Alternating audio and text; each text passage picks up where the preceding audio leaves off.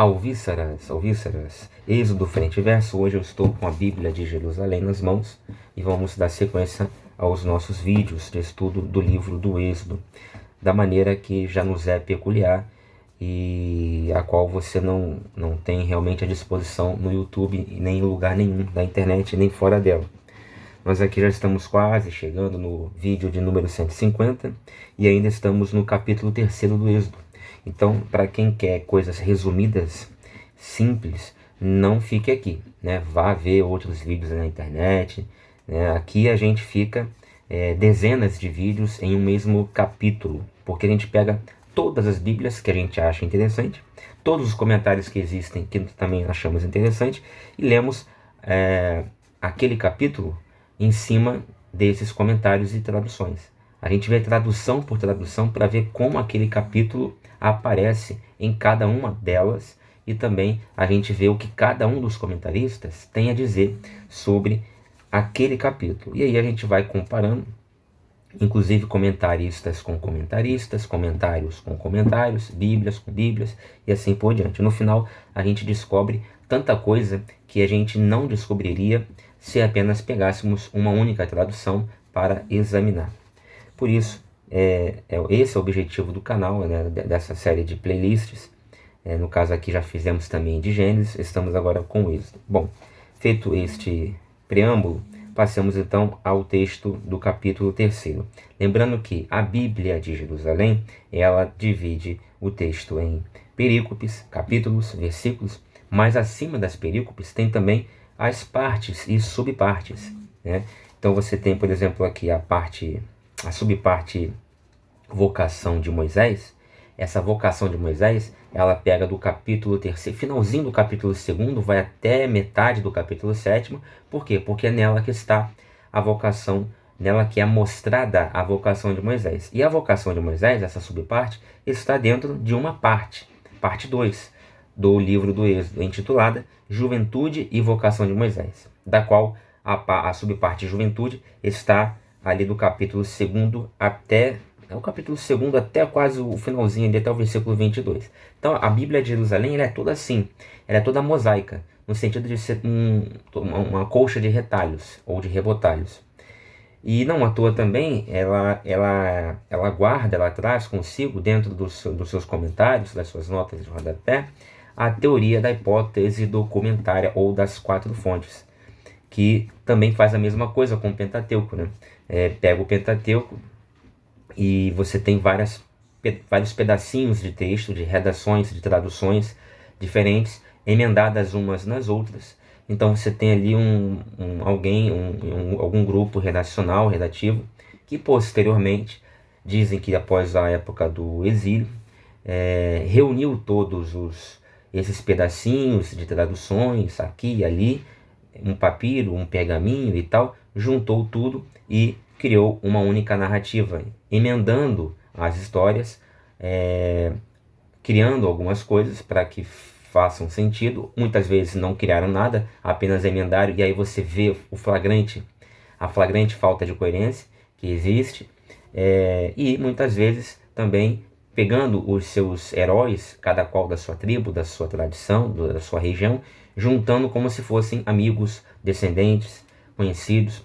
Daí você tem a história dos patriarcas, como se um fosse pai do outro, e segundo os melhores estudiosos, na verdade, isso foi obra e arte de um copista, de um escriba, né, de uma classe sacerdotal em determinado momento, que achou por bem reunir todas as histórias e tradições numa única só, como se tivesse realmente sido assim, de maneira íntegra, né? E não foi bem assim. Bom, tudo isso já falamos, eu fiz aqui uma rápida explanação, claro que não em detalhes, porque toda essa construção do texto do Pentateuco já foi exposta por nós, comentada por nós aqui, nessas outras centenas de vídeos que já nos precedem já há alguns anos, né? Então você precisaria entrar lá vir aqui no nosso canal, entrar lá nas playlists que nós temos, nesta e em outras, para você conhecer o que de fato aqui nós estamos falando em detalhes. Bom, voltando para o capítulo 3º, temos aqui então o capítulo A Sarça Ardente, a primeira perícope, do capítulo 3º, depois uma segunda perícope, missão de Moisés, uma terceira perícope, revelação do nome divino, uma quarta perícope, instruções para a missão de Moisés, e uma quinta perícope, expoliação dos egípcios. Então, assim, são 5 perícopes dentro do capítulo 3º aqui na Bíblia de Jerusalém. Já vimos aqui em vídeos anteriores, por exemplo, na King James, 1611, não tinha nenhuma perícope, né? Vimos outras traduções que tinham 2, 3 perícopes até. Agora, 5 perícopes a gente só viu aqui até agora, estamos vendo aqui apenas na Bíblia de Jerusalém. Então, passemos ao texto. Perícope A Sarça Ardente, que vai do versículo 1 até o versículo 6. Diz assim: apacentava Moisés o rebanho de Jetro, seu sogro, sacerdote de Madiã. Pausa para comentar. Então aqui ele já coloca: apacentava Moisés o rebanho do seu sogro Jetro. Jetro, que aparece no capítulo anterior, não como Jetro, mas como Raguel, segundo a tradução da Bíblia de Jerusalém, lá no versículo 18, né? Raguel.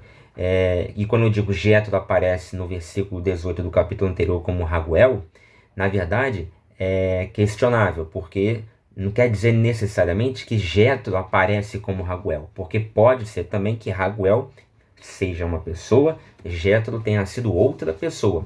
É o que alguns estudiosos vão dizer. Raguel teria sido o mais velho, teria morrido, e no seu lugar teria ficado o seu descendente Jetro. Então, por isso, talvez aqui a tradução da King James atualizada tenha colocado entre hífens o aposto Raguel, ou Reuel, no caso lá, né? Lá está Reuel, após o nome Jetro aqui neste versículo. Lá você vê assim: apacentava Moisés o rebanho de Jetro. Aí ele bota assim, entre hífens, Reuel, depois ele continua, seu sogro, sacerdote de Madiã. Conduziu as ovelhas para além do deserto e chegou a Horebe, a montanha de Deus. Bom, aqui ele já coloca, na verdade, 2 notas de rodapé, né? A primeira, sobre a perícope, ele vai dizer assim: este primeiro relato da vocação de Moisés é de grande complexidade. Se uma parte do texto contém elementos de tradição javista e eloísta, seriam menos consideráveis que se podia pensar. A tradição javista pertence ao essencial dos versículos 1 a 6, 1 a 6. Depois os versículos 7 e 8 e 16 e 17. Mas a descrição da terra prometida como terra onde correm o leite e o mel, e a lista dos povos, versículos 8 e 17, são devidas provavelmente a uma redação deuteronomista. Então olha que interessante. Então aqui a Bíblia de Jerusalém é a única que até aqui a gente viu que vai trazer uma explicação com base na teoria da hipótese documentária. Então ela vai dizer que versículos 1 a 6, que a gente vai ver agora, e também o 7º, versículos 1 a 6 vão ser de tradição javista. Aí você vai ter até o nome de Deus vai ser um, né? Depois você vai ter versículos 7, 8, 16 e 17, vai ser uma tradição eloísta.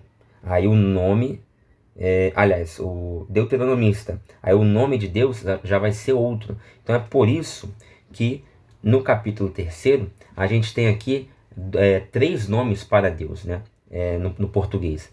Yahvé, na verdade são 3 nomes. Yahvé, Deus. Esse Yahvé às vezes é traduzido por Senhor em muitas Bíblias, na série Almeida, por exemplo. Deus, que no original é Elohim. E ainda tem o grande Eu Sou, né? Eu sou o que sou, que a gente vai ver mais à frente também, que só aparece aqui neste capítulo em toda a Bíblia. Isso é por quê? Porque você tem aí um caleidoscópio de tradições, né? De redações. Bom, então é uma nota que essa nota aqui só tem na Bíblia de Jerusalém. Essa explicação com base na teoria da hipótese documentária só tem aqui na Bíblia de Jerusalém. Da tradição eloísta, fora alguns fragmentos em 1 a 6, vem o essencial dos versículos 9 a 15, mas os versículos 12b, 15 e 15 poderiam ser acréscimos. Do versículo 18 ao 20, e também o versículo 3º, no capítulo 4, do versículo 1 ao 17, seriam desenvolvimentos posteriores. E em 3, 21 a 22, temos uma notícia isolada. Olha que confusão, né? Então, por isso que muitos já não, quase todos os estudiosos, já não mais levam a sério a teoria da hipótese documentária, porque também é muito difícil trabalhar com ela, né? Porque veja só, é tanto pedacinho de tradição colado um no outro que fica difícil você identificar e dar certeza que realmente, garantir que realmente aquele pedacinho daquela tradição começa e termina ali. É muito difícil, são muitos recortes, né? Assim, na tradição já vista, temos a teofania da sarça ardente, seguida da missão de Moisés para anunciar que Javé está a ponto de intervir. Na tradição eloísta, tudo está centrado sobre a vocação de Moisés, cujo relato é semelhante ao de Jeremias 1, e uma de suas objeções dá lugar à revelação do nome de Yahvé. Uma redação mais recente, mas provavelmente anterior à tradição sacerdotal do relato, de 6, 2 a 13 e 7, 1 a 7, desenvolve em 4, 1 a 17 o que se refere aos sinais de credibilidade e apresenta Arão como companheiro e intérprete de Moisés. Então aqui uma excelente nota, uma nota muito acadêmica, muito profunda essa nota aqui, porque ela destrincha, ela esmiuça a composição do capítulo 3º e faz alusões, faz referências digamos assim, a paráfrases que estão contidas em outros capítulos do livro do Êxodo e até fora dele, como em Jeremias, paráfrases sobre o mesmo tema. Então ele vai citar aqui Jeremias 1 para você ir lá ver, que lá, chegando lá, você vai se deparar com um relato semelhante. Ele manda você ver o capítulo 6, que já falei aqui, que é um capítulo que conta o que está sendo contado aqui no capítulo 3º da vocação de Moisés, por uma segunda vez, né, de uma maneira um pouco maior, mas basicamente é uma recontação do que está sendo contado aqui. Então, assim, realmente uma nota de rodapé bastante exegética. Bom, aí ele vai continuar, aí na próxima nota de rodapé, ele vai falar sobre o Monte Horebe, né? O Horebe é o nome da montanha do Sinai no quadro histórico do Deuteronômio e na redação deuteronomista do livro dos Reis. Aqui é glosa como em 17:6. Então ele vai dizer que o Horebe é o nome da montanha do Sinai. Então ele vai dizer que o Horebe e Sinai são a mesma coisa. Só que ele vai dizer que o Sinai é chamado de Horebe dentro da redação deuteronomista, entendeu? Que contém o livro de Deuteronômio e parte do livro dos Reis. Então, fora da redação deuteronomista, o Monte Sinai é chamado Sinai mesmo, não é chamado de Horebe. Versículo 2: o anjo de Yahvé lhe apareceu numa chama de fogo do meio de uma sarça. Moisés olhou e eis que a sarça ardia no fogo, e a sarça não se consumia. 3. Então disse Moisés: darei uma volta e verei este fenômeno estranho, verei porque a sarça não se consome. Ele coloca aqui entre aspas, né, o que eu acho bacana. A Bíblia NA ainda coloca o travessão, que é melhor ainda. Outra coisa também é que, por exemplo, a Bíblia NVI arqueológica vai trazer assim uma interjeição, uma locução interjetiva de Moisés. Ele vai dizer: que impressionante, a sarça arde e não se consome, esse tipo de coisa. Então aqui já é uma tradução mais assim, fiel ao original. Viu Yahvé, versículo 4, que ele deu uma volta para ver. E Deus o chamou do meio da sarça. Disse, aí vem, abre aspas, Moisés, Moisés, com exclamação. Vimos que na Bíblia do Padre Mário Soares e outras não tem exclamação. E até às vezes não tem as aspas. Este respondeu, eis-me aqui. 5. Ele disse: Não te aproximes daqui, tira as sandálias dos pés, porque o lugar em que estás é uma terra santa. 6. Disse mais: Eu sou o Deus de teus pais, o Deus de Abraão, o Deus de Isaque e o Deus de Jacó. Então Moisés cobriu o rosto, porque temia olhar para Deus. Aí ele já coloca aqui uma nota: Deus é de tal modo transcendente que uma criatura não pode vê-lo e continuar viva. Bom, aí ele vai dar aqui várias referências, né? Citações de margem de página. Só que a gente já viu tudo isso, né? Nos outros vídeos. Então eu vou pular essa parte, porque não tem nenhuma citação que a gente não tenha visto ainda. Por exemplo, ele vai falar de Josué, aqui nesse episódio em que ele manda Moisés tirar as sandálias, porque o lugar onde ele está é Terra Santa. Ele também vai falar isso com Josué, lá no livro de Josué, no capítulo 5, capítulo 5, versículo 15.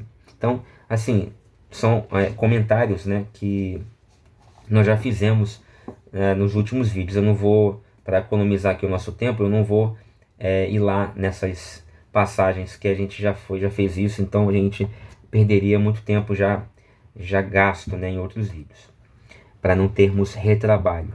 Aí a gente vai entrar na próxima perícope, intitulada Missão de Moisés. Versículo 7. Yahvé disse: Eu vi a miséria do meu povo que está no Egito. Ouvi seu grito por causa dos seus opressores, pois eu conheço as suas angústias. Por isso desci, a fim de libertá-lo da mão dos egípcios, e para fazê-lo subir desta terra para uma terra boa e vasta, terra que mana leite e mel. Aí aqui já tem uma pausa para comentário. Essa passagem aqui é uma passagem deuteronomista, tá? Até aqui a gente estava vendo um relato javista. Agora a gente entra numa passagem deuteronomista. E nesta passagem aqui, o que nós temos? Nós temos Deus dizendo que viu a miséria do seu povo. Só que o seu povo já está na miséria há 400 anos. Só agora que ele viu. Ele também diz que ouviu o grito do seu povo. Só que o seu povo já está gritando há 400 anos. Só agora que ele ouviu. Ele também diz que conhece as suas angústias. Conhece agora ou conhece desde há 400 anos atrás? Porque se você passou a conhecer só agora, você não é onisciente. Então você não é Deus. Se você conhece desde há 400 anos atrás e não fez nada por todo esse tempo, você não é bom. Então também você não é Deus. Quer dizer, você pega a falha teológica, né, né, digamos assim, do criador do texto, do autor do texto, você pega de um jeito ou pega de outro. Claro, por que você pega? Porque primeiro que a gente está falando aqui de um texto muito arcaico, muito antigo, e o seu criador, quando criou esse texto, que é uma ficção, ele nem sequer pensava nisso que a gente pensa hoje, porque nem tinha teologia como tem hoje. Nem tinha teologia, para falar a verdade. Teologia a rigor nem existia. Teologia a rigor, assim, com T maiúsculo, digamos assim, é só a partir do cristianismo.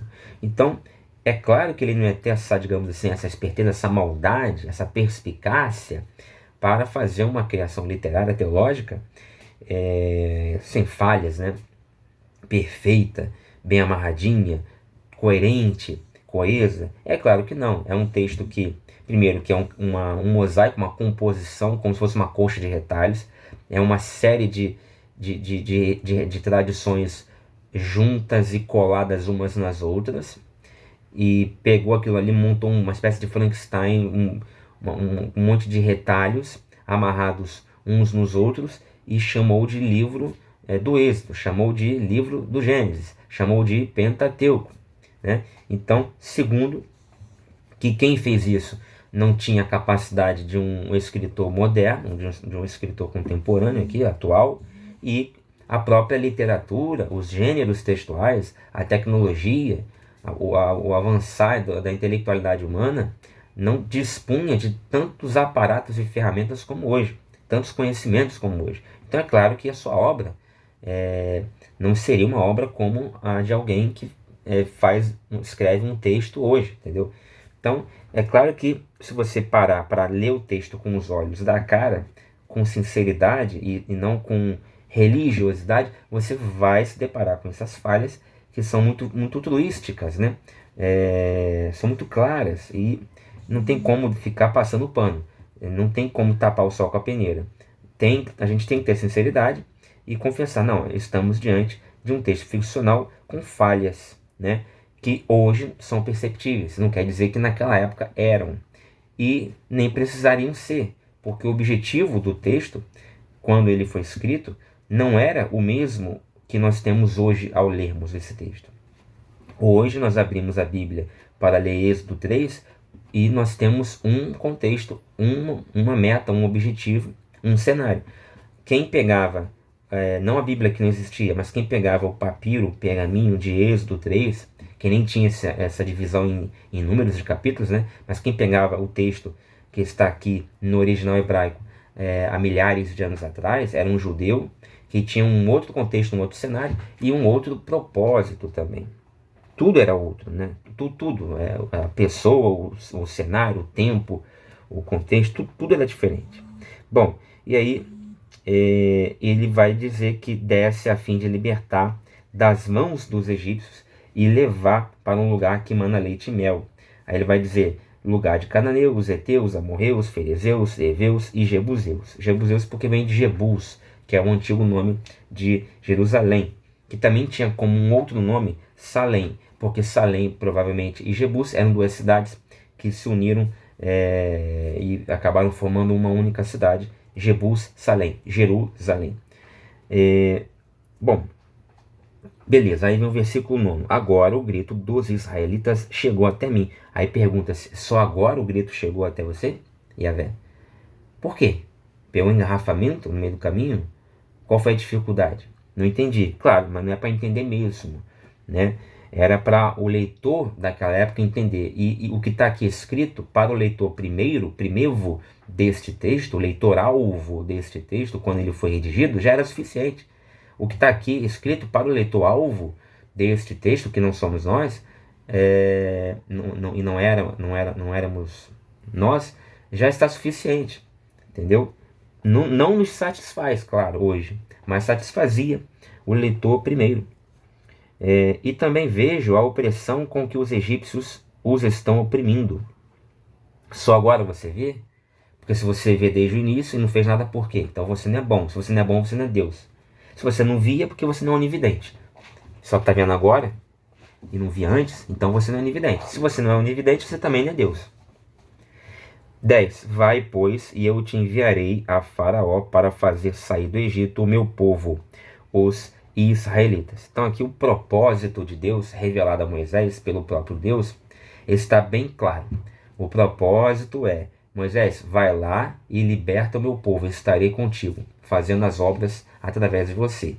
O propósito é pegar todo mundo, que segundo a própria Bíblia vai dar quase 1 milhão de pessoas. É claro que são números bizarros, superestimados, totalmente inexequíveis, totalmente inverídicos, mas vamos conceder por um momento que assim o seja. Então é pegar esse 1 milhão de pessoas e pimba, tirar daqui todo mundo e levar para uma terra que mana leite e mel, que a gente vai conhecer mais à frente, que é o que são as planícies de Moabe, onde já tem gente pra cacete. Quem? Jebuseus, ele botou aqui, cananeus, heteus, amorreus, ferezeus, heveus, e dizem alguns aí, estudiosos, que tinha 20 e tantos outros povos. Então, primeira coisa aqui, então o objetivo de Deus é tirar o povo hebreu do Egito e levar para uma terra, ok? E segunda coisa, levar para uma terra que já está cheia de gente, que não vai ser amiga. Todo mundo, cada povo, esse heteu, cananeu, filha da puteu, todo mundo aqui vai ser inimigo do povo de Israel quando ele chegar lá. Pergunta-se também, porra, tá de sacanagem, a terra super vazia, a mesma terra, o mesmo espaço que temos hoje aqui, é o que tinha lá naquela época, só que com muito menos gente. Aí você me pega, Yahvé, e pega o teu povo, tira aqui da escravidão no Egito para levar para um lugar onde já está cheio de inimigos? Não faz sentido, claro que não faz sentido, meu filho, porque primeiro que esse Yahvé aqui não existe, segundo que nada aqui existe, terceiro que teve que ser escrito assim para que fizesse algum sentido para quem estava escrevendo e para quem estava lendo. Aí você entende o texto quando você entende isso. Você entende o texto e tudo faz sentido quando você entende que é alguém que está escrevendo num tempo para alguém. Se você conhecesse alguém, o tempo e o destinatário, esses três elementos, o emissor, o tempo e o destinatário ou receptor, se você conhecer esses três elementos, você já conheceu 80%, aí você já entendeu 80% e não vai achar nenhum problema aqui no texto. Você não vai achar nada incoerente, você não vai achar nada errado. Muito pelo contrário, tudo aqui faz sentido, passa a fazer sentido. E porque são coisas que você vai compreender porque estão desse jeito que estão aqui. Agora, o que os evangélicos fazem, sobretudo, mas também católicos, é ficar tentando dançar aqui, para tentar suar pra cacete, para tentar harmonizar as coisas que são completamente inarmonizáveis, truisticamente inarmonizáveis. E aí ele fica sambando para lá e para cá, que eu chamo isso de teologia do sapato apertado. Você tem que enfiar um pé grande num sapato pequeno, mas você sabe que não dá para entrar, mas você enfia assim mesmo, e é o que eles fazem. Bom, e aí Deus então tem esse propósito, tirar Israel do Egito e levar para uma terra que mana leite e mel. Essa é a missão que ele dá a Moisés. E estranha-se porque Deus não tenha feito isso antes, só agora ele tenha visto, ouvido, conhecido, como a gente já viu aqui, e depois disso tudo ele vai pegar o povo e vai levar, que já está sofrendo pra cacete, e vai levar, podendo levar para tanto lugar vazio, vai levar esse povo para uma terra que já tem um monte de inimigos. Só para quê? Para ter uma porrada de guerras, de gente morta. Né? Inclusive, muitas vão morrer pelo próprio exército de Moisés. Né? Então, também não faz sentido isso aqui. Né? Então, muitas coisas não fazem sentido. 11. Então disse Moisés a Deus: quem sou eu para ir a Faraó e fazer sair do Egito os israelitas? Então já é a primeira esquiva de Moisés. Né? Acabou de conversar com Deus, Deus aparece para ele numa sarça ardente. E aí, que no caso aqui ele chama de o anjo de Yahvé, né? O anjo de Yahvé aparece para ele numa sarça ardente. Esse anjo de Yahvé costuma ser interpretado como sendo o próprio Deus. Seja como for, é uma grande teofania, uma coisa miraculosa. Ninguém aqui que está me ouvindo, está me vendo, talvez tenha tido uma teofania, uma experiência espiritual como essa. Eu, por exemplo, nunca tive, nunca vi anjo, nunca vi Deus, nunca vi uma sarça pegar fogo e não se consumir, ou coisa do tipo. E aí, quer dizer, isso já era suficiente para mim, para você e também para Moisés, para deixar o cara assim, completamente emocionado e crente, né? Crente e confiante no que aquela voz, no que aquele anjo do Senhor está ali dizer. Não, mas aí Moisés ele se retrai, se amedronta e começa a dar desculpas esfarrapadas para se eximir de qualquer ônus e qualquer responsabilidade, ou seja, do chamado. Não, quem sou eu para ir a Faraó e fazer sair do Egito os israelitas? Alguns vão dizer, não, isso aqui não é que ele está com medo. Ele está sendo humilde. Quem sou eu? Deixa disso e tal. Olha, mas Deus acabou de falar quem é ele. E outra, a questão aqui não é quem sou eu, Moisés. É quem é Deus, quem é a Vé que está me mandando ir. Então, em nenhum momento aqui, Deus colocou para Moisés que ele está sendo chamado para ser o libertador de Israel por algum mérito dele, por alguma característica dele, Moisés. Muito pelo contrário. Deus ele deixa claro que, chamei você. Ele não disse, chamei você porque você é muito bonito. Não, chamei você. Ele não disse, chamei você porque você é muito forte, corajoso. Não, chamei você porque eu quis. E eu vou com você e você vai fazer o que eu estou mandando. Então, não, mas quem sou eu, mano? Não, você não é nada, meu filho. Deus sabe disso, você não é nada. E se fosse alguma coisa, ou deixasse de ser, tanto faz. A questão não é quem é você. A questão é quem é Deus que está mandando você. Aí ele dá essa desculpinha. Aí Deus, com toda a paciência, diz para o incréu Moisés: Deus disse: Eu estarei contigo, e este será o sinal de que de que eu te enviei. Quando fizeres o povo sair do Egito, vós servireis a Deus nesta montanha. Pausa para comentar. Então, ele diz: olha, calma, eu estarei contigo, tá? E mais, eu vou te dar um sinal, além de eu dizer que eu estou contigo, porque isso aqui para mim já é um sinal. Essa teofania da sarça que pega fogo e não se consome, essa voz de Deus, de um anjo falando comigo, ainda quer mais sinal, Moisés? Pô, isso para mim, para você que está me vendo, me ouvindo aí, já seria mais do que o suficiente, né?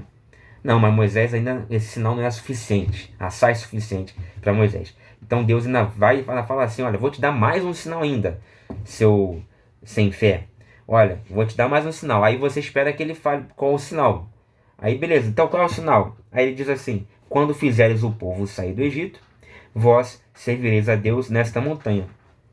Bom, mas isso aqui não é sinal de Deus para Moisés. É no máximo um sinal de Moisés e o povo para Deus. Então cadê o sinal? É um erro de composição textual. O sinal vai vir lá no capítulo 19, daqui a 16 capítulos, que é quando o povo vai sair do Egito, vai chegar lá na montanha, no Monte Sinai, ou Horebe, se preferir. Deus vai tremer a montanha, vai fumegar tudo, vai pegar fogo no monte inteiro. Esse é o sinal de Deus para o povo, de que Deus está com o povo. Então aí faria sentido isso, essa descrição está aqui, neste versículo. Mas o que está aqui é: quando fizeres o povo sair do Egito, vós servireis a Deus nesta montanha. Então não faz sentido, é mais um sintoma, mais um índice de composição ficcional, de criação literária aqui da parte do autor. É um erro, uma falha de coesão, ou de coerência, né? Ou se preferir ainda de enredo, de enredamento dos fatos narrados. Bom, aí ele termina essa segunda perícope e vai para a próxima. Mas vamos ver algumas notas de rodapé antes de irmos para a próxima perícope. Bom, na nota de rodapé B, ele vai dizer assim. A nota de rodapé B é sobre aquela expressão terra boa e vasta, terra que emana leite e mel. Designação frequente no Pentateuco da terra prometida, mas ela vem provavelmente de uma redação deuteronomista. Pode ser até que Números 16:13, que diz a mesma coisa do Egito, seja o texto mais antigo. Aqui eu achei interessante. Vamos para Números 16:13, porque lá você tem essa mesma expressão, terra que emana leite e mel, falando sobre, não sobre as planícies de Moabe, não, mas sobre o Egito. Diz assim: não é por acaso o bastante que nos fizeste deixar uma terra que mana leite e mel para nos fazer morrer neste deserto?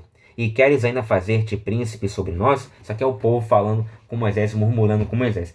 Mas olha que interessante, né? Então, quer dizer que, segundo o próprio comentarista aqui da Bíblia de Jerusalém, a expressão terra que mana leite e mel era usada para o Egito.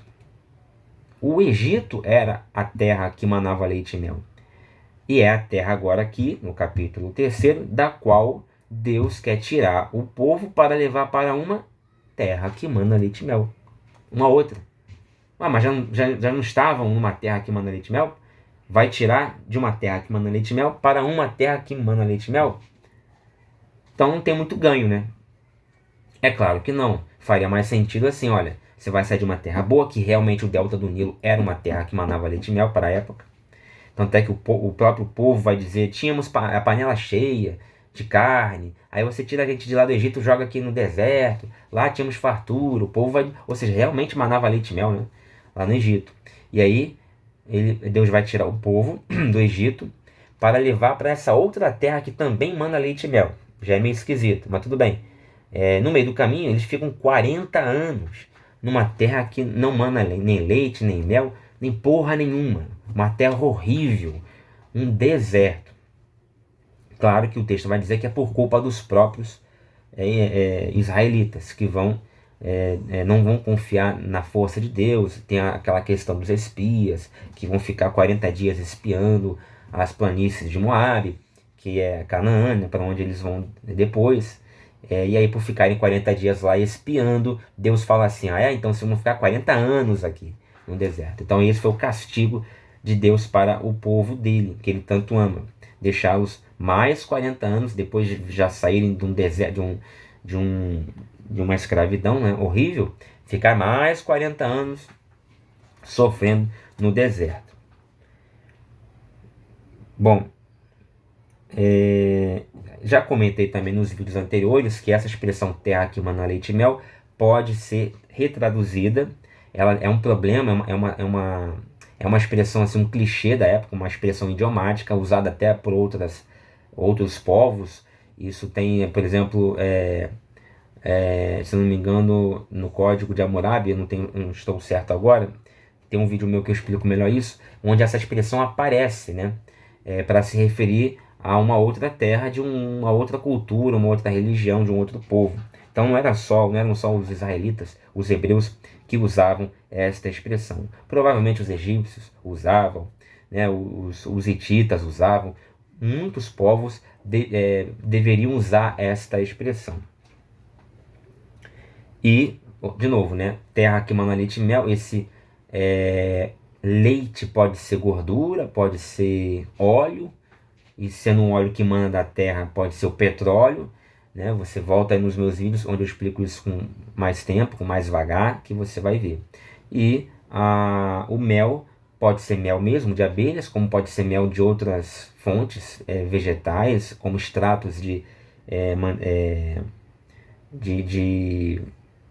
frutos e frutas, enfim.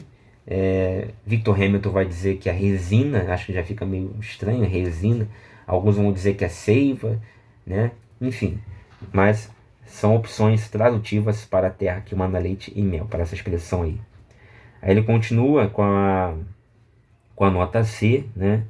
A nota C vai comentar aquela passagem do versículo 12. Eu estarei contigo e este será o sinal de que eu te enviei. Se a segunda parte do versículo é um acréscimo, o sinal dado é a própria assistência de Deus e não um ato de culto sobre a montanha de Deus. Boa nota, que é exatamente o que eu venho falando. Ninguém explicou dessa maneira em nenhuma outra Bíblia até aqui. Pela primeira vez, uma nota de rodapé, quando chega nesse versículo, reconhece que está esquisito, né? Um sinal de Deus é um sinal de Deus, não um sinal de adoração do povo, porque aí é um sinal do povo.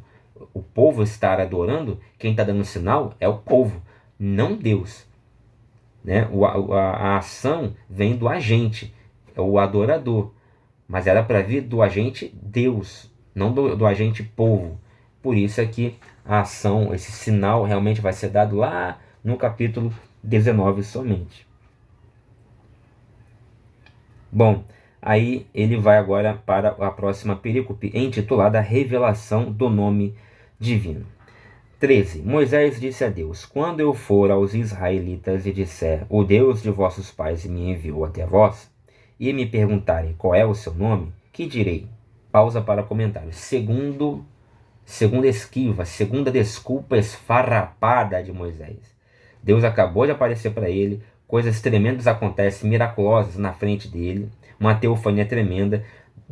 Moisés começa a dizer: não, mas quem sou eu? Não sei o que. Deus, com mal paciência do mundo, fala: calma, eu estarei contigo, eu estarei com você, vamos libertar o seu povo. Aquilo que Moisés mais queria, chegou a matar uma pessoa por conta disso, né? Aí Moisés, em vez de ficar, pô, legal, vambora, Moisés com medo, com falta de fé, com covardia, tudo isso junto, vai dar mais uma desculpa esfarrapada, uma segunda desculpa esfarrapada. Não, mas aí quando eu chegar lá, o que eu vou dizer quando me perguntarem quem foi que me mandou? O nome da pessoa, do Deus que me enviou. O que eu vou dizer? Quer dizer, isso é problema agora? Você ficar se preocupando com isso?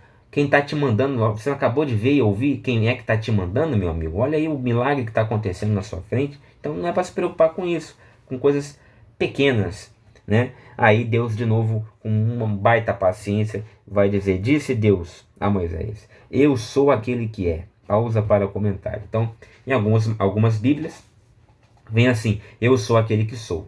Na Teb vai vir: eu sou aquele que serei.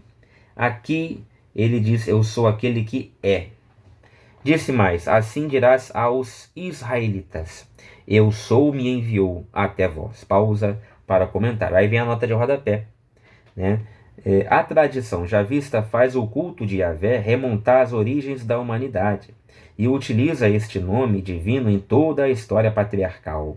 Segundo a tradição eloísta, a qual este texto pertence, o nome de Yahvé, como o nome de Deus dos pais, foi revelado só a Moisés.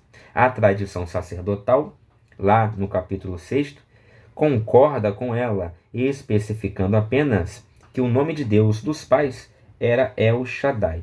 Pausa para comentar. Então, aqui nós temos, na tradição javista, chamando Deus de Yahvé, né? Na tradição eloísta, você vai ter aqui, chamando Deus aqui, neste capítulo, de eu sou o que sou. E na tradição sacerdotal, vai chamar lá no capítulo 6, onde vai haver uma recontação do que está sendo narrado aqui no capítulo 3, lá vai ser chamado de El Shaddai. Então a tradição sacerdotal vai chamar Javé, aqui chamado Javé, né? Ou eu sou o que sou, o grande eu sou, vai chamar lá no capítulo 6 de El Shaddai. Então são vários apodos, várias alcunhas, vários codinomes referentes ao mesmo Deus. É o que se quer passar aqui. É o que nas igrejas se ensina, nas faculdades de teologia se ensina. Porém, os estudiosos mais assim espertos no assunto, que tem mais expertise no assunto, eles vão dizer coisa nenhuma. Era um Deus, El Shaddai, que já é uma mistura, um sincretismo, porque esse El aí já é o nome de um outro Deus mais anterior. Era um outro Deus, Yahvé, era um outro Deus ciclano. Quer dizer, aí alguém depois juntou tudo como se fossem nomes diferentes do mesmo Deus. Não, é que são nomes, apelidos, né? Não, aí vão dizer esses estudiosos. É porque cada um era um Deus diferente para cada povo, para cada tribo, em cada lugarzinho, em cada pedacinho de terra, onde tinha um povo vivendo um tanto quanto isoladamente. Ali era um Deus para aquele povo.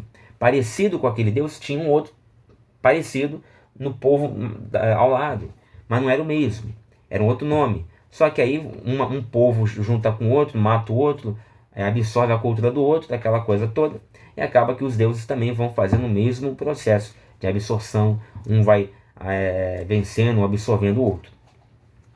É o famoso sincretismo.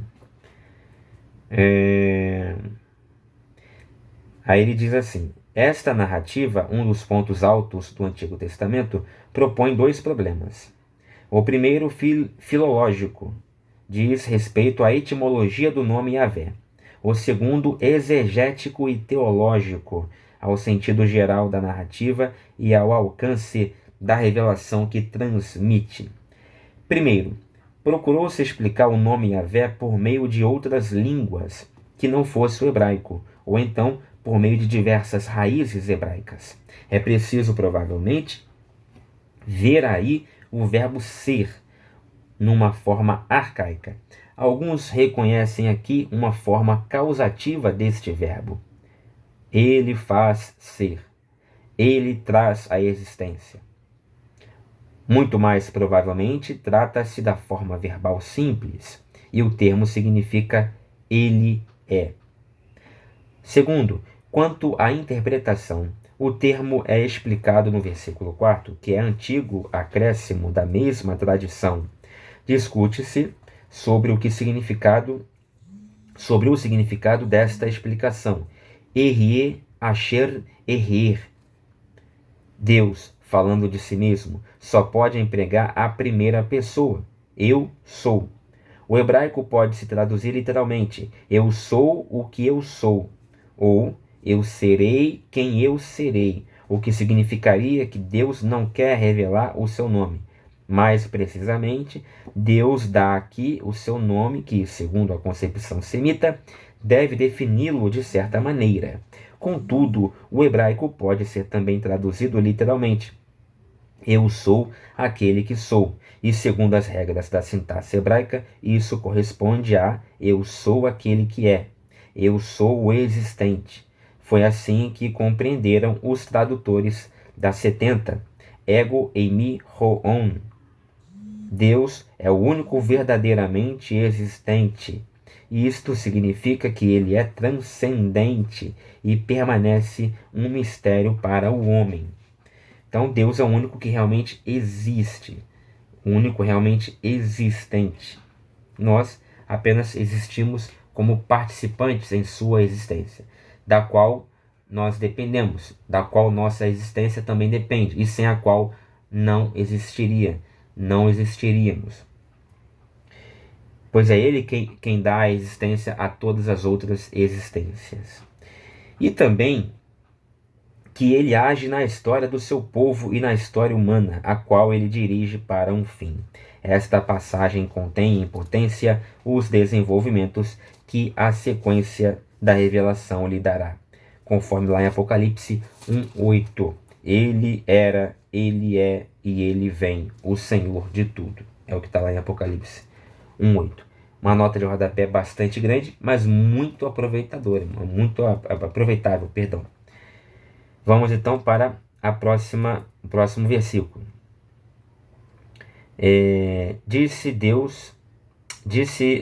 Mais, assim dirás aos israelitas, eu sou, me enviou até vós. 15.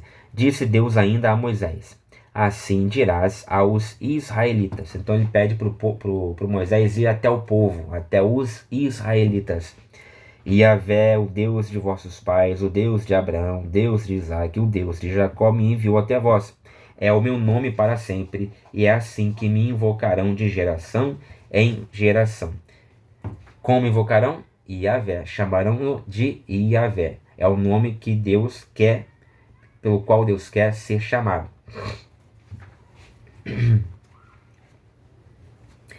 Aí vem a quarta perícope, instruções para a missão de Moisés. Versículo 16. Agora ele já falou para Moisés ir até o povo. Agora ele vai falar para Moisés ir até os anciãos do povo.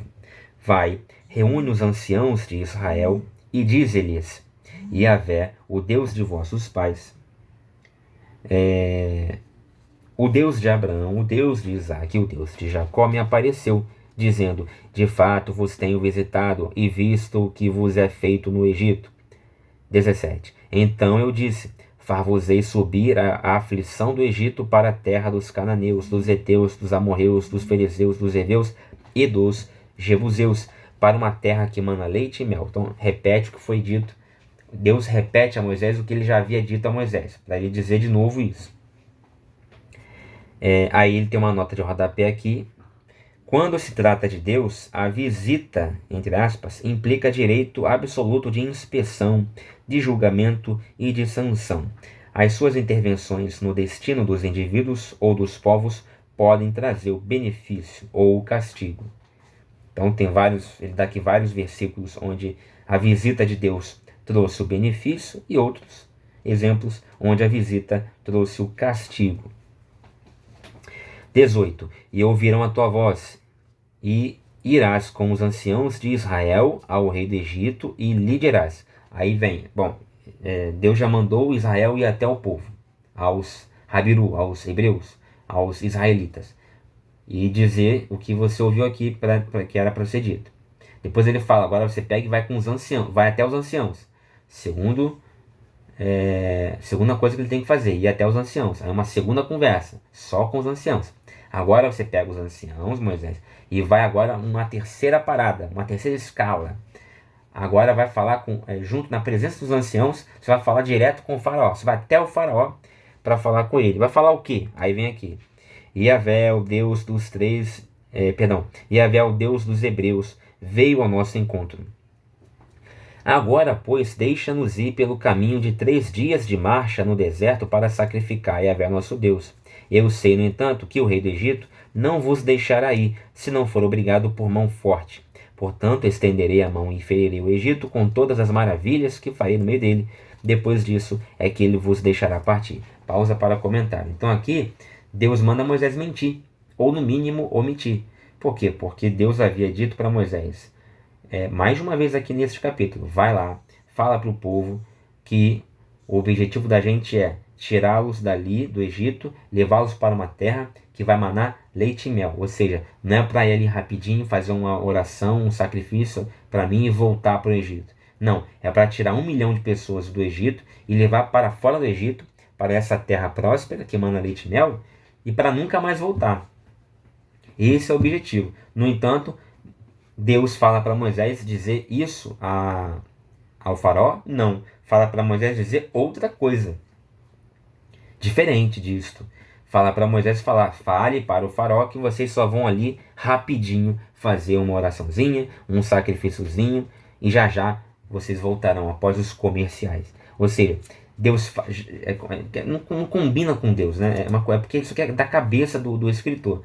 Ele faz Deus dizer para Moisés que ele faz, o escritor faz, o autor, aliás, perdão, o autor faz Deus mandar Moisés mentir para o faraó, dizendo o contrário ou algo diverso do que o próprio Deus havia falado para Moisés, versículos antes, né? E depois disso ainda fala que isso que o próprio Deus acabou de mandar Moisés lá e falar, que é para ir ali rapidinho oferecer um sacrifício e já já vai voltar. Depois de Deus mandar Moisés dizer isso para o faraó, esse mesmo Deus, personagem, Deus aqui, ele pega e fala, mas não vai adiantar.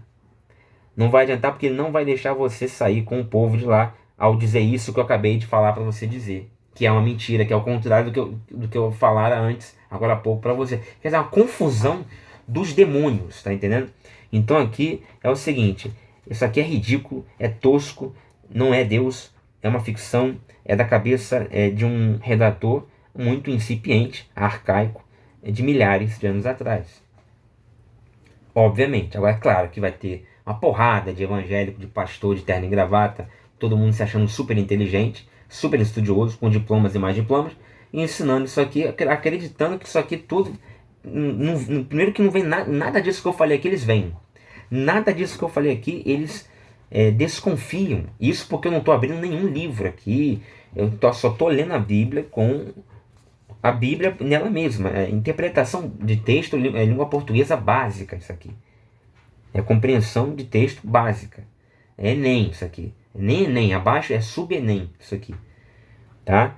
E ainda assim eles acreditam e aí inventam outras coisas e tal, e ninguém aqui está errado, não tem nenhuma incoerência aqui no que está sendo dito aqui. Eles não veem que é incoerente Deus mandar Moisés fazer uma coisa, ou seja, tirar o povo do Egito e falar isso para o povo, e versículos após esse mesmo Deus mandar Moisés dizer o oposto disso para o faraó. Eles não veem que isso é uma incoerência, porque sequer eles veem isso aqui, sequer eles notam o que acabaram de ler, eles sequer percebem o que estão lendo. Tem aquele livro, né, Entendes o que lês? Exatamente, eles não entendem o que lê, eles acabaram de ler, o crente, os evangélicos, sobretudo, acabam de ler esse texto aqui, e não notam que acabaram de ver uma incoerência tremenda e acabaram de presenciar Deus mandando Moisés mentir para o faraó. Ou seja, Deus mandando um servo dele mentir, que é totalmente contrário ao outro versículo que vai vir mais à frente, até no Novo Testamento, que diz que Deus odeia quem comete a mentira, né? E que até ficarão de fora os que amam e cometem a mentira e tal, aquela coisa toda. É porque, claro, gente, Bíblias tem que ter paciência. Se você acreditar que isso aqui é um livro, não é. É um livro porque você comprou um livro numa biblioteca. Me dá esse livro aí e tal. Tem formato de livro e tal. Agora, a Bíblia, a rigor, ela é uma biblioteca, não é um livro. Aliás, tá Biblia em grego, tá Biblia no neutro, né? Significa isso. Uma coleção de livros, uma biblioteca. Bom, aí, então Yahvé manda Moisés mentir, né? Se manda Moisés mentir é porque ele tolera a mentira, tanto tolera que manda o seu servo mentir.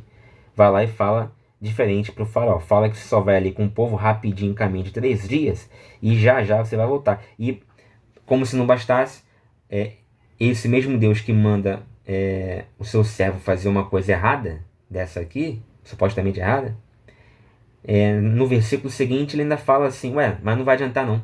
Isso que eu estou te mandando fazer agora, eu tô te mandando, quero que você vá lá fazer, mas eu já digo que não vai adiantar nada, o que você vai falar não vai ser ouvido e ele não vai liberar o povo. Aí eu pergunto, tenho que perguntar. Então por que você vai mandar, Yahvé, Moisés ir lá pedir para Faraó, inclusive mentindo para Faraó, cometendo um pecado, digamos assim, de mentir para Faraó, para libertar o povo, para fazer uma adoração ali e voltar depois?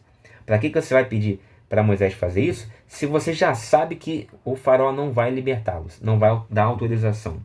Você está brincando com Moisés, está de sacanagem? Você gosta de se divertir à custa do sacrifício dos outros e tal? Pois é, claro que também o crente vai ler isso aqui, né, pastor, etc e tal, sem exceção, vai ler isso aqui e não vai nem perceber isso aqui que eu acabei de falar.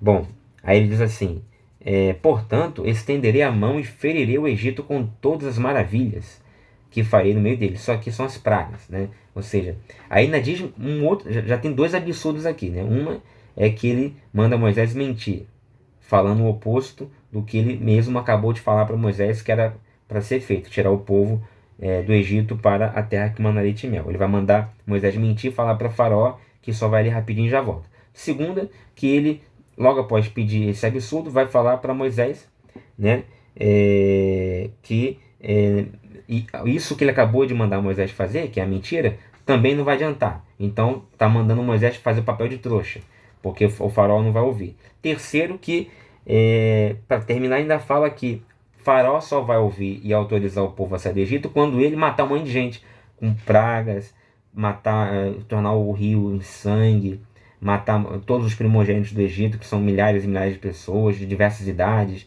que vão deixar alguns até viúvas e crianças sem pai, e a porrada. Quer dizer, é um Deus sádico, maluco, brincalhão, zombeteiro, é tudo junto. Por quê? Porque isso aqui, meu filho, não é Deus, meu filho. Isso aqui é um personagem criado da cabeça desse autor que está criando um texto de ficção.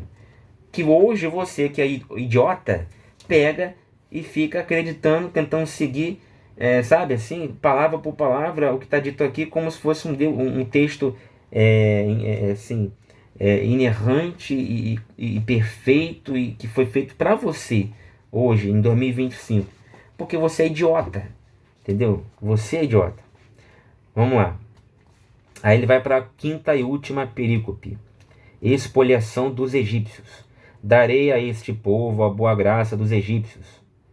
E quando saídes, não será de mãos vazias.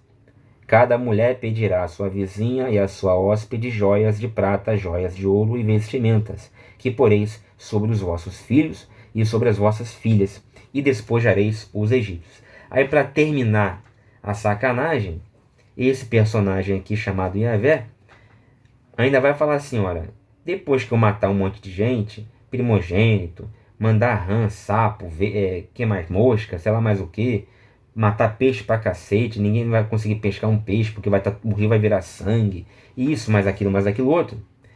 É só você ir lá e conhecer as 10 pragas. Depois que eu fizer tudo isso,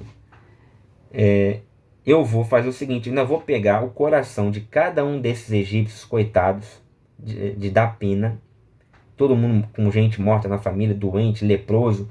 Vou pegar cada um desses coraçõezinhos de cada uma dessas pessoas e vou fazer com que eles gostem pra cacete de vocês.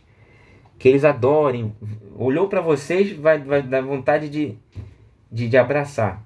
A ponto, inclusive, de quando cada hebreia ir lá e bater na casa de cada egípcio, cada egípcio dá tudo o que tem para os hebreus, para as hebreias colocarem nos seus filhos, né? Inclusive joias de ouro, prata e vestimentas, e é assim que vocês despojarão os egípcios.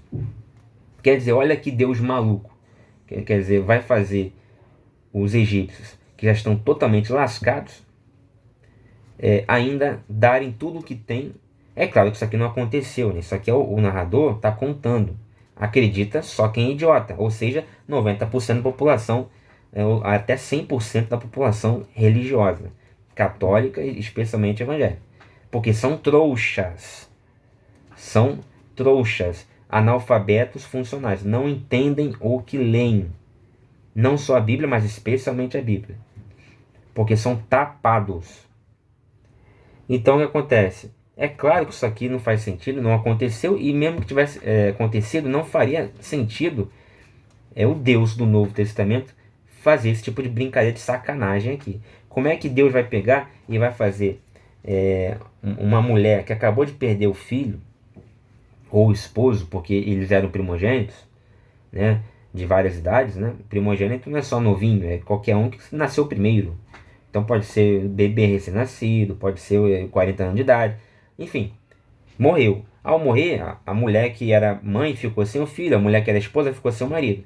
Então, tá feliz essa mulher ou tá triste? Tá triste, pra cacete. Sem contar que ela acabou de pegar doença de pele, rã pra caramba, mosca, acabou com a plantação, não tem peixe, porque tudo peixe podre no rio virou sangue. Eu já falei sobre isso.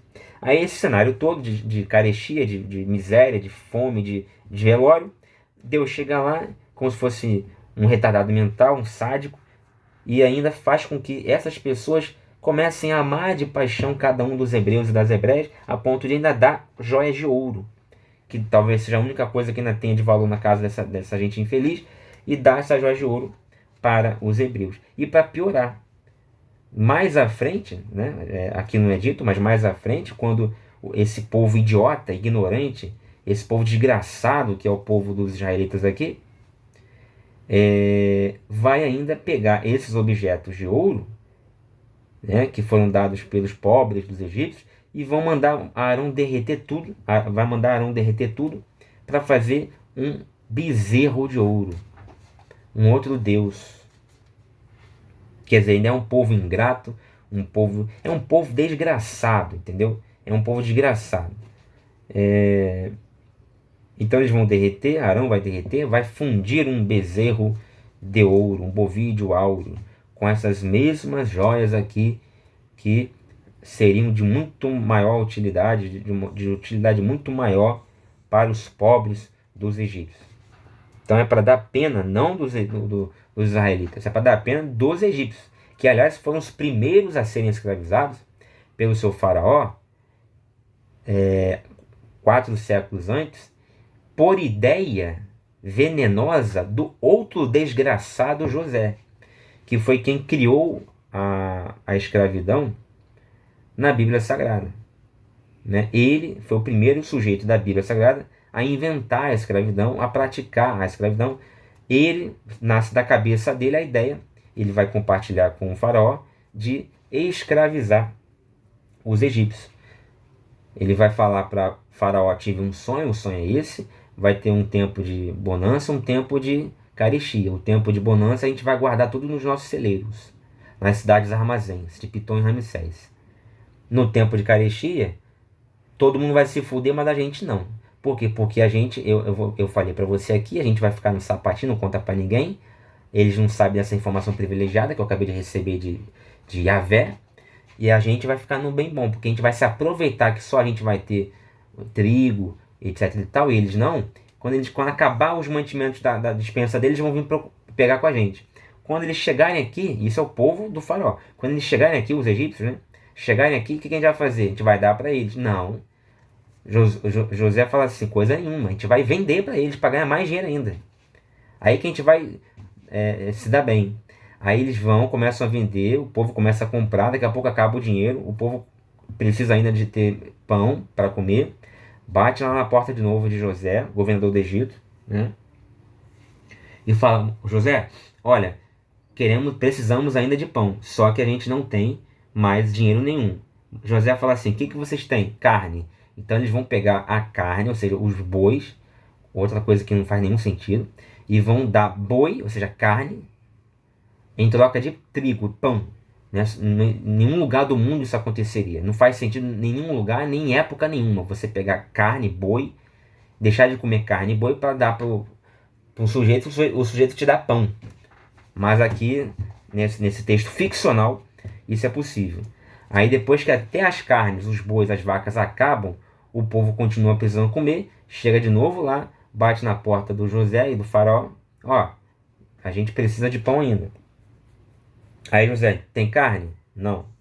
Tem dinheiro? Não. O que vocês têm? Bom, a gente tem só nós mesmos em nossas casas. Aí é que ocorre a apropriação do Estado de todas as casas particulares de cada egípcio e dos próprios egípcios, das próprias forças de trabalho, do próprio, dos próprios braços, dos corpos de cada um dos egípcios. Eles se vendem, eles dão as suas propriedades para o faraó, para o Estado, e se dão também como força de trabalho. Eles vendem a sua força de trabalho em troca de comida, o que é uma espécie de escravidão. Não é bem uma escravidão, é como se fosse uma servidão, um trabalho compulsório, meio que parecendo com um servo da gleba na Idade Média, na época feudal, mas é um trabalho praticamente escravo. É um trabalho, alguns até dizem escravo mesmo, porque a própria Bíblia na tradução vai chamar isso de escravidão.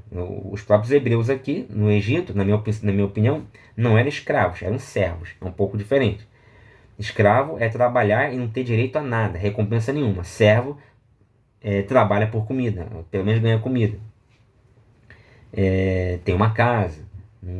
Escravo não, escravo é tipo assim, joga todo mundo ali, navio negreiro, joga todo mundo na senzala, um empilhado em cima do outro, não tem cuidado nenhum, não tem preocupação nenhuma com eles. Açoita, aqui também eles açoitavam os hebreus também, né?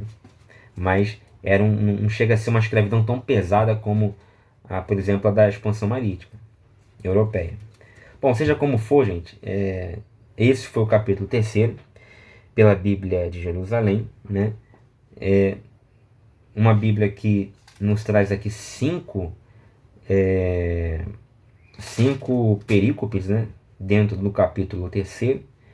Algumas notas de rodapé muito profundas, gostei, né? E terminamos por aqui. No próximo vídeo, a gente vai ainda para a Bíblia do Peregrino, Bíblia edição pastoral, enfim, ainda tem algumas Bíblias aí que a gente não viu ainda. Eu espero que você tenha gostado. Até o próximo vídeo, se Deus quiser.